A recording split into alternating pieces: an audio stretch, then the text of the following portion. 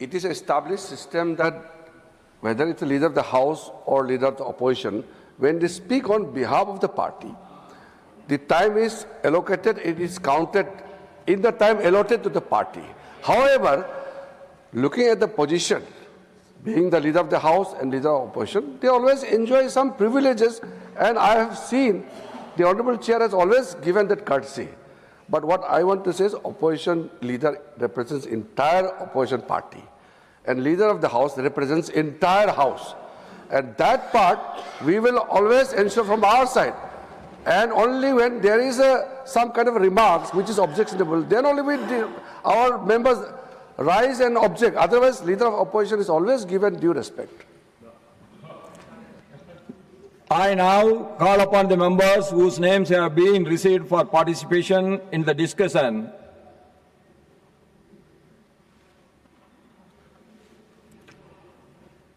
Leader of the opposition, Shriman Mallikarjun Kharge ji.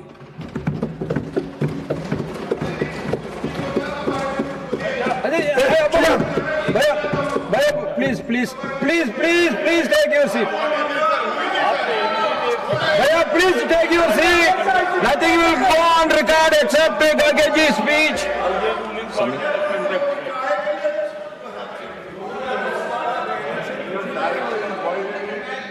Don't get agitated. Let us hear the points of the speakers. Please listen. धन्यवाद sir, आपने मुझे बोलने का मौका दिया और आपने सविस्तर से सुनने का भी बात यहाँ पर रखी, इसीलिए मैं अपने बात को ठीक ढंग से रखूँगा और मैं यही चाहता हूँ कि सरकार के लोग ठीक से सुने और इसका उत्तर वो ठीक से दे, यही मेरी अपेक्षा है और आप मुझे डेफिनेटली सपोर्ट करेंगे, ये मेरी आशा है। सर, मैं शुरू करता हूँ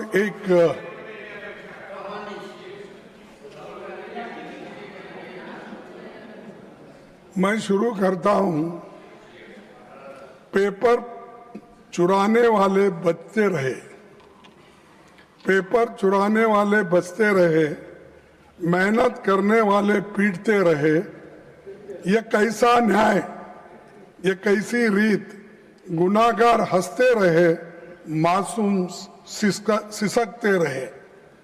यानी मासूम लोग आज मासूम, तो ठीक है, आपका हिंदी बहुत अच्छा होगा, आपका हिंदुस्तानी भी अच्छा होगा, मेरा भी थोड़ा हिंदुस्तानी सुनिए। सर, मैं ये इसलिए कह रहा हूं कि पेपर लीक होने से कितने मासूम लोगों का नुकसान हुआ और कितने लोग पीटे गए, कितने माँ बाप परेशान हैं, कितने औरतें बच्चे परेशान हैं, इसको जाहिर करने के लिए ये बात मैंने आपके सामने रखी। सभापति जी, आप अभी पब्लिक एग्जामिनेशन अमेंडमेंट बिल 2026 में जो यहाँ चर्चा के लिए आई है, उसमें सिर्फ आंकड़े बदले हैं। मेरे पास पूरा ये है बिल, तो उन्होंने पढ़ा, वो बिल मेरे पास भी है, इसमें सिर्फ आंकड़े बदलते गए, उससे कुछ होने वाला नहीं है। ज्यादा जुर्माना, कड़ी सजा, special task force, fast track courts जैसे प्रावधान आपने इसमें रखा है, इससे कुछ फर्क पड़ने वाला नहीं।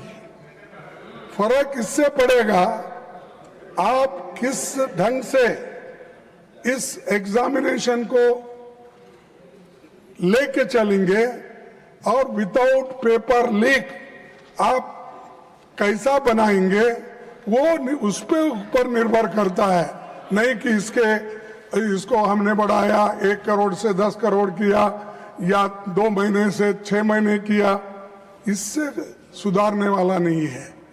तो इसलिए मेरा कहना ये है कि ये तो नई बात तो नहीं है, लेकिन ये जो मजबूत कानून लाने के लिए हमने 2024 में ही इसकी मांग रखी थी, लेकिन तब आपने हमारी इस बात को नहीं माना और उधर से अभी अपने भाषण में कहा कि आप लोगों ने नहीं माना। लेकिन इस मजबूत कानून को ठीक करने के लिए हम बार बार आपके सामने कहते रहे, लेकिन आप किए नहीं। लेकिन 2 साल के बाद आप जो काम कर रहे हैं उसे 2024 में ही क्यों नहीं किया? तो अब कर रहे हैं 2024 में, यानी 2 साल पहले आप क्यों नहीं किए? क्योंकि तब आपको राजनीति करनी थी, लोकसभा चुनाव सामने थे। राहुल गांधी जी भारत जोड़ो न्याय यात्रा में लगातार पेपर लीक और युवाओं के भविष्य का मुद्दा उठा रहे थे। आप ये करते तो क्रेडिट नहीं मिलता था उस वक्त, इसीलिए आप उसको छोड़ दिए।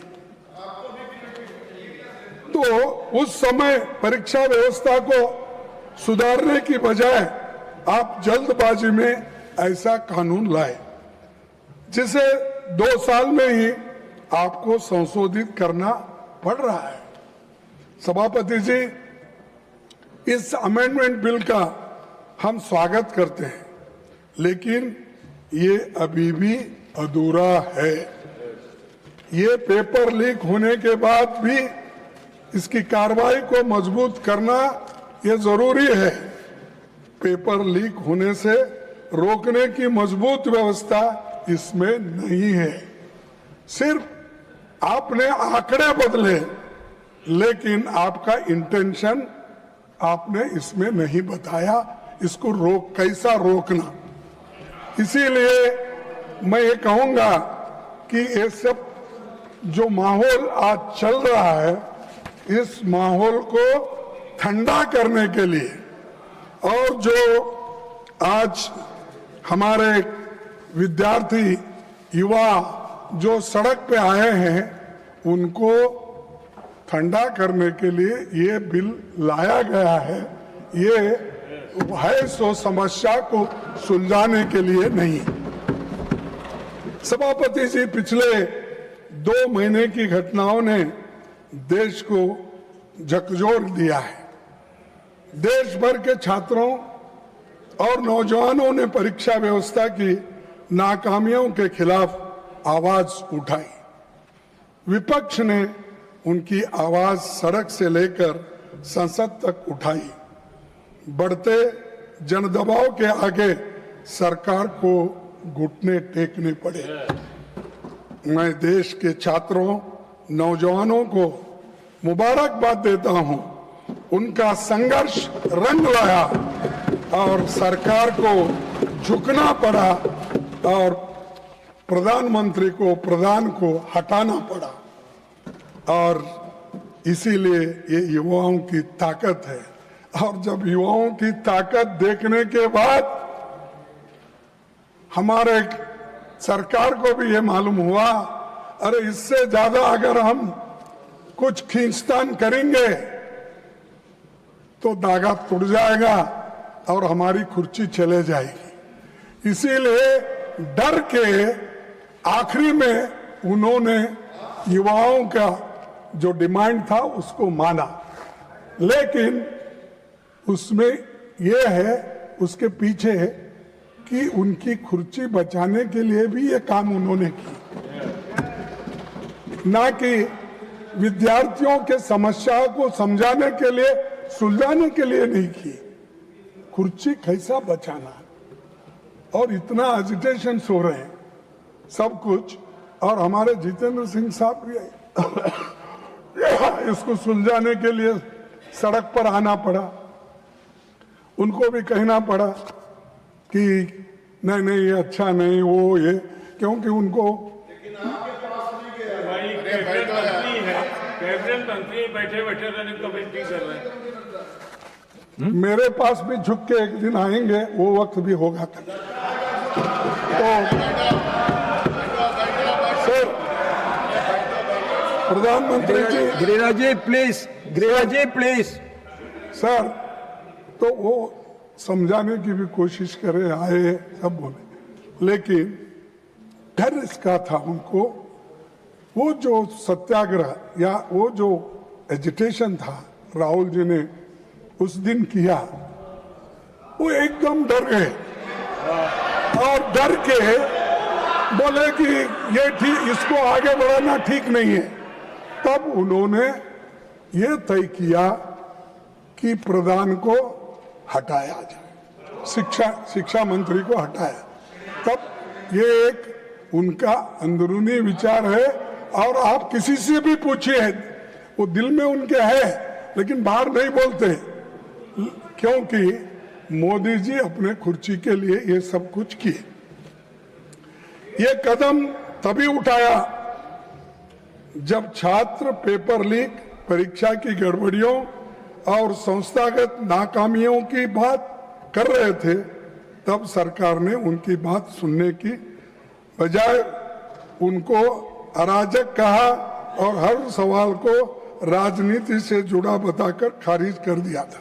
तो ये मैं क्यों कह रहा हूं साहब, जब विद्यार्थी पहले ये पूछे, महीनों से वो लोग वहां सड़कों पे बैठे और महीनों से एजिटेशन कर रहे थे, अपनी बात रख रहे थे, उस वक्त आप क्यों नहीं पूछे? उस वक्त उनके पास क्यों नहीं गए? उनके पास क्यों आप निगोशिएट नहीं करे? बाद में बुला के नड्डा साहब अपने चेंबर में बुला के समझाने के बजाय जिस दिन वो वहां बैठे थे उसके 2 दिन बाद या 3 दिन बाद अगर आप जाते तो ये समस्या नहीं होती, इतने लोग लाठी नहीं खाते थे, इतने लोग बर्बाद नहीं होते थे, इतने लोग बारिश में नहीं रहते थे। तो ये आपकी वजह से, आपके सरकार की वजह से ये सब भुगतना पड़ा। उसके कारण बीजेपी सरकार है, मोदी जी है, सबसे बड़े हमारे होम मिनिस्टर है अमित शाह साहब, जो दिख रहे ही नहीं उनको। मैं देख रहा हूं, नहीं तो बाकी के छोटे छोटे इश्यू में आके बार बार अपनी बात रखते हैं, हर तरफ घूमते हैं। तो किस तरफ क्यों नहीं घूम रहे मुझे मालूम नहीं। डरे हुए हैं, हाँ? डरे हुए हैं। तो ये प्रधानमंत्री भी मुंह नहीं खोल रहे और हमारे होम मिनिस्टर भी नहीं हो रहे, क्योंकि यहां पर दिल्ली में ही इतनी गड़बड़ हो रही है और आप होम मिनिस्टर हो, लॉ एंड ऑर्डर देखते हो, इतना होने के बावजूद भी, गड़बड़ी होने के बाद आपका मुंह भी नहीं खुल रहा। क्या कोई स्टिच कर दिया क्या? मुंह को बंद कर दिया? बोलना चाहिए था खुलकर। देश का नुकसान होने के बजाय देश के भलाई के लिए आपको बोलना पड़ता है, मुंह खोलना पड़ता है, कभी इंसल्ट भी सहन करना पड़ता है। आप करना पड़ता नहीं, मैं नहीं आऊंगा, मैं नहीं बोलूंगा। अगर आप ऐसा बोलेंगे तो जो सबक स्टूडेंट्स ने तुमको सिखाया है उससे डबल सारे विद्यार्थी और युवक मिलके एक दिन फिर आपको वो सबक सिखाएंगे। सर, 20 जुलाई 2026 को हजारों छात्र शांतिपूर्वक संसद की ओर मार्च कर रहे थे। वे संवाद चाहते थे, लेकिन उन्हें मिला लाठीचार्ज, आंसू gas, water cannons, pellet gun, current वाले बैरिकेड, मेट्रो लाठी में कीले रखकर और रेलवे स्टेशन भी बंद करे और मेट्रोस बंद करे और इंटरनेट बंद करे, ये सब ठप हो गया। ये सब आपने किया और इससे विद्यार्थी उचक गए, नागरिक भी बहुत इसमें गुस्से में रहे। तो इसीलिए उनको ये एजिटेशन करना पड़ा, लेकिन आप संभाल नहीं सके, शांति से उनसे बात नहीं कर सके। 100 से अधिक छात्र इस एजिटेशन में जो थे वो घायल हो गए और आईसीयू में वेंटिलेटर राम मनोहर लोहिया हॉस्पिटल में पड़े बहुत से, और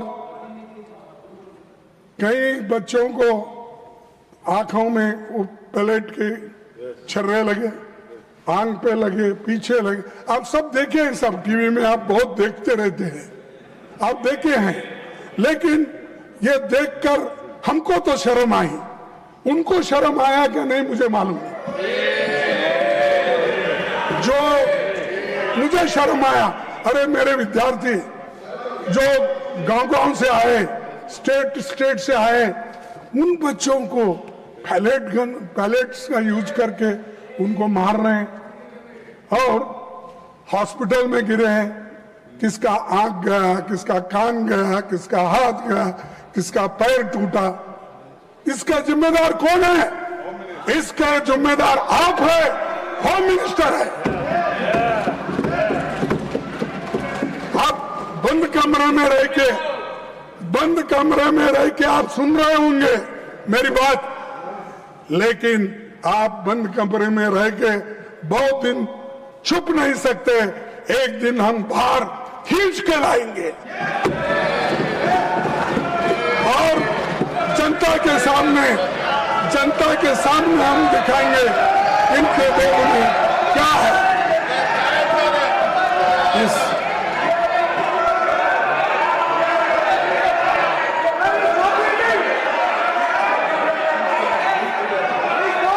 Now I call upon the leader of the House. All of you take your seat. All of you take your seat. All of you take your seat. Now I call upon the leader of the House. सभापति जी, एक minute, सभापति जी, एक minute. When he speaks, no. सभापति जी, I call. When he is speaking, if he wants, I will call him. When the leader of the House is speaking, if the leader of the opposition wants to intervene, I will call the leader of the opposition. सभापति जी, Yes. सभापति जी, leader of the opposition को हम शांति से सुन रहे हैं और प्रजातंत्र में शांति से सुनना ये हमारी जिम्मेवारी है सरकार की। लेकिन मेरा निवेदन है लीडर ऑफ ऑपोजिशन से कि वह तर्क के साथ भावावेश में ना आए और भावावेश में ऐसे शब्दों का प्रयोग न करें जो असंसदीय है। अभी जो उन्होंने एक वाक्य यूज किया वह असंसदीय है, उसे कार्रवाई से निकालना चाहिए और आगे भी आप भावनाओं में न आए। वो मैं नहीं बोल सकता, वो मैं नहीं बोल सकता।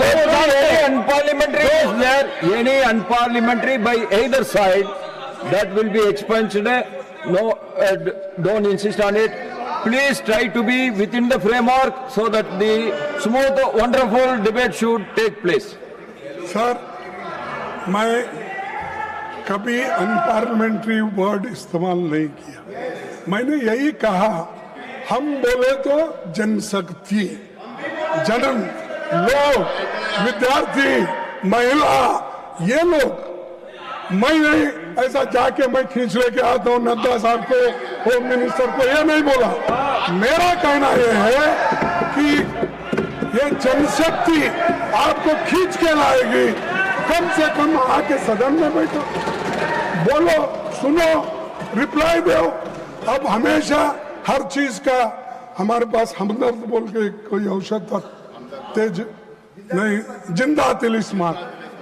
हर बीमारी को जिंदा तिलिस्मात, फीवर आने दो जिंदा तिलिस्मात।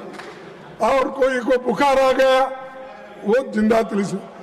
अच्छा खांसी आ गई, जिंदा तिलिस्म, उसका नाम ही जिंदा तिलिस्म। हर कौन सी बीमारी आने दो, लोग हैदराबाद में वो जिंदा तिलिस्माती देते थे साहब। तो वैसा इनके पास कोई नहीं। हमेशा जो अपने पोर्टफोलियो के विषय रहते हैं, ठीक है, एक आधा बार हमारे स्टेट मिनिस्टर्स उनके तरफ से बोलेंगे, कोई बहुत ही अर्जेंट काम है, ठीक है वो बोलेंगे, लेकिन हमेशा सारी बात नड्डा साहब को लगा देते हैं। वो नड्डा साहब हर चीज का वो निभाते हैं। और उसके बाद अब जितेंद्र सिंह आए, हर चीज को उनको आगे करते हैं। और ये सब क्या है, ये सब जिंदा तिलिस्मात का काम कर रहे हैं।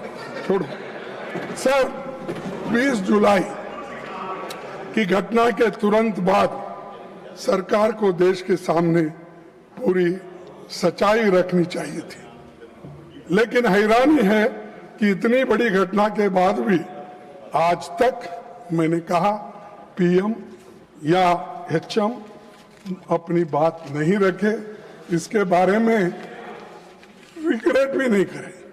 रात के 12 बजे, रात के 10 बजे इंस्टाग्राम उसमें ऐसा लेके बात कर रहे हैं, और क्योंकि उनको नींद नहीं आ रही थी,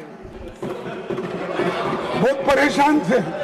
अरे आपको तो मन की बात बोलने की आदत है, आपको तो हर बात में इंटरफियर करने की आदत है, आपको तो पिछले सरकार को 100 बार गाला देने की आदत है। कम से कम बच्चों को एड्रेस करने के लिए आपको समय नहीं मिला, रात के 12 बजे मिला। और दूसरे बात, धन्यवाद, वो भी रात के 12 बजे। Thank you friends. ये नए शब्द उन्होंने प्रयोग किए, नहीं तो हमेशा हिंदी में बोलते थे।